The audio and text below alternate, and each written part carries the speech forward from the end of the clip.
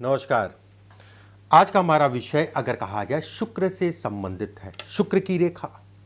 और शुक्र की रेखा अगर कहा जाए तो कहीं ना कहीं मारक रेखा भी कहलाती है। लेकिन यह आपका भ्रम है कि शुक्र की रेखा मतलब ये रेखा अगर कहा जाए छोटी हो गई या टूट गई तो आपका जीवन खत्म हो जाएगा, ऐसा कुछ भी नहीं है। मारक अगर कहा जाए, मारक रेखा अगर कहा जाए, कई रेखाओं के संबंध से बनता है। पहले भी मैंने आपको बताया था। मार्केश या मारक रेखा क्या है, इसे कैसे देखा जाता है, आने वाले समय में जो घटनाएं आपके साथ होने वाली हैं, जो मैं निशान बताने जा रहा हूं, उसके अकॉर्डिंग अगर कोई कष्ट मिलना है तो उससे बचने का उपाय क्या है, यह भी मैं बताऊंगा। अगर वो रेखाएं हो तो उपाय जरूर करिएगा।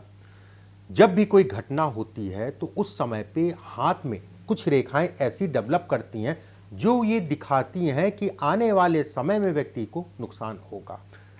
एक बात, इसे हम लोग मारक रेखा भी कहते हैं, मारक रेखा भी कहते हैं। अब आप ये सोच रहे होंगे कि मारक रेखा है क्या। मारक रेखा वो है जो आपको मार भी सकती है या फिर कोई असाध्य रोग, लंबे समय तक चलने वाला रोग भी दे सकती है, या फिर कोई ऐसा नुकसान, कोई हानि जो बड़े स्तर की हो, लंबे समय तक चले, मतलब धन काम इत्यादि चीजों में या पैसे का डूब गए, और जिसमें आपकी प्रतिष्ठा और नाम और कहीं ना कहीं कोर्ट में वाद विवाद मुकदमेबाजी भी हो सकती है। मारक रेखा का सिर्फ ये मतलब नहीं होता है, बस देखने का तरीका अलग अलग है कि वो मारक रेखा आपको शारीरिक हानि देगी या धन से संबंधित चीज़ों में हानि देगी। मैं फिर से एक बार बता दे रहा हूँ, पहले भी मैंने बताया था, अगर ये टूटी है रेखा तो इसको ये मत समझिएगा कि आप मर ही जाएंगे, ऐसा कुछ भी नहीं है, ये भ्रम है। हाँ, ये जरूर कहलाएगा कि उस समय पे आयु के उस दौरान अगर कहा जाए तो ये पीड़ा देगा, चाहे वो धन को लेके हो, चाहे वो काम को लेके हो, चाहे वो शरीर को लेके हो, ठीक है, चाहे वो शरीर को लेके है। एक बात, अब एक एक करके मैं छोटी छोटी सी चीजें आपको मैं बताता हूं, ध्यान से समझिएगा। ये जीवन रेखा, बहुत सारे लोगों का प्रश्न रहता है कि जीवन रेखा पे अगर तिल का निशान है और खासकर अगर कहा जाए को काला ताला है। देखो एक चीज यहां पर और समझ लीजिए, जितना महीन तिल होगा, जितना काला होगा, जितना महीन होगा, उसका प्रभाव सबसे ज्यादा होगा। अगर ये तिल जो है फैला हुआ है, ना वो काले में है ना वो भूरे में है, तो उसका प्रभाव कम पड़ेगा। अच्छा या बुरा जैसा भी है, उसका प्रभाव कम पड़ेगा।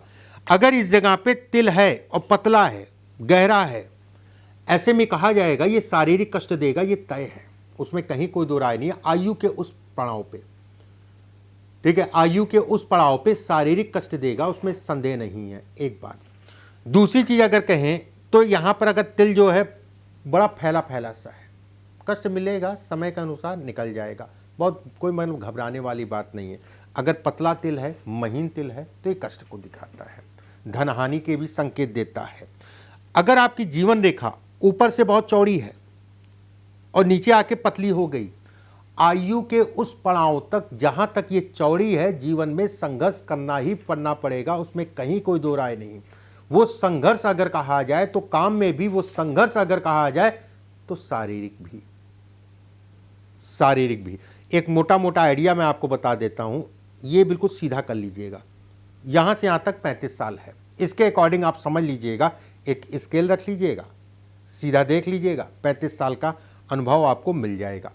अगर ये रेखा ऊपर से अच्छी है और नीचे आके गाढ़ी हो गई, जवानी तो ठीक, बुढ़ापा गड़बड़ा गया, मोटी हो गई तो कहीं ना कहीं समस्याएं, परेशानी, धन से संबंधित चीज़ों में नुकसान, स्वास्थ्य पर भी असर पड़ेगा। उपाय मैं बताऊंगा, उपाय ज़रूर करिएगा, उपाय आपके लिए रामबाण कहलाएंगे, करिएगा ज़रूर। अगर नीचे से चौड़ी है और आपकी उम्र अगर कहा जाए तो 50-52 के आसपास चल रहे हैं या 48 के आसपास चल रहे हैं, तो आने वाले समय में आपको अब जो है सावधानी रखनी है। बहुत सारे हाथों में अगर कहा जाए ये रेखा चेन नुमा होती है, चेन नुमा, या फिर कुछ अब जैसे ऐसे करके है, उसके बाद ऐसे हो गई, फिर ये नीचे आ गई।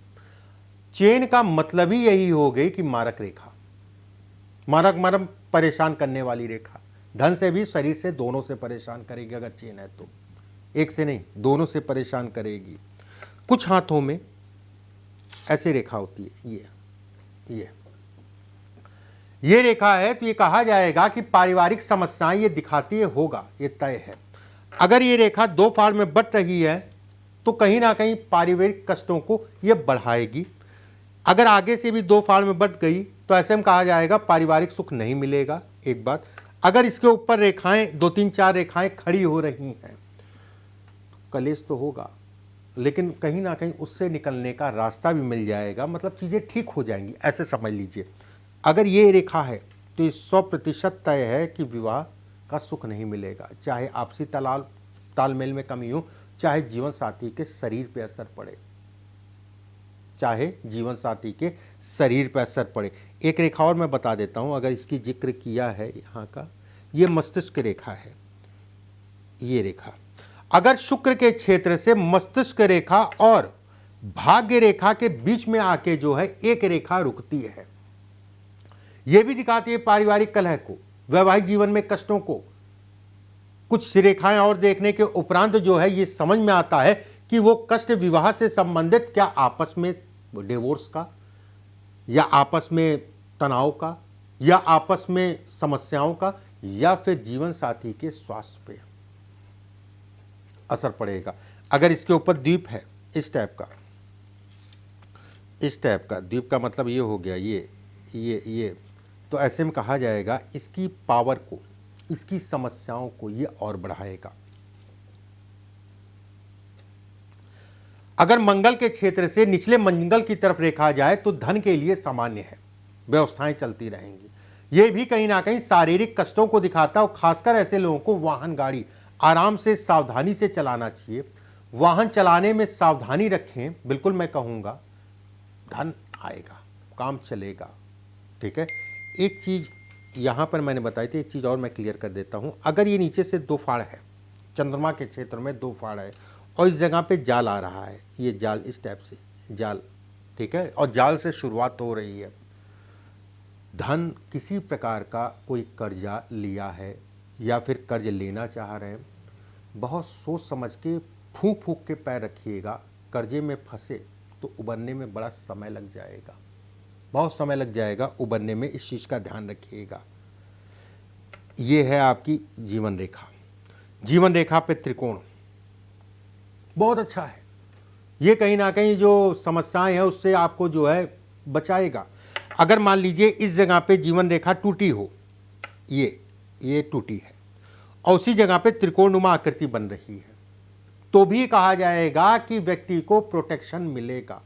अगर इस पे कई त्रिकोण बन रहे हैं, कितना भी भारी मुकदमेबाजी हो, कैसी भी मुकदमेबाजी हो, व्यक्ति सफल होगा अगर वो त्रिकोण साफ साफ बने। ठीक है, अगर वो साफ साफ बन रहा है तो कितनी भी समस्याएं होंगी, कितनी भी परेशानियां होंगी, वो दूर होंगी। जहां पर रेखा टूट रही है वहां से भाग्य रेखा निकल जाए तो ऐसे में कहा जाएगा कि व्यक्ति को कहीं ना कहीं भाग्य के सहारे जो भी समस्याएं आनी थी, चाहे स्वास्थ्य से या कोई धन से संबंधित, उससे निकलने में व्यक्ति को आसानी होगी, उससे व्यक्ति कहीं ना कहीं निकल जाएगा, ये तय है। अब मैं आपको कुछ उपाय बताता हूं, ध्यान से समझिएगा और ये उपाय करिएगा ज़रूर। ठीक है, और बेहद लाभप्रद है। करना क्या है ये समझ लीजिए।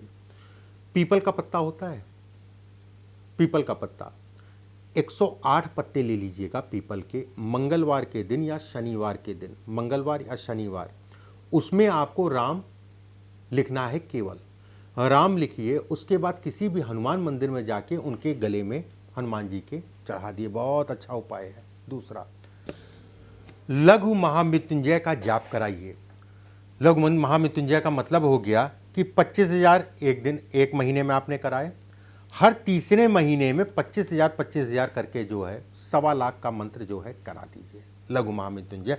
अगर ये स्थितियां हैं तो तीसरा उपाय और अंतिम उपाय, कोशिश ये करिए कि शुक्रवार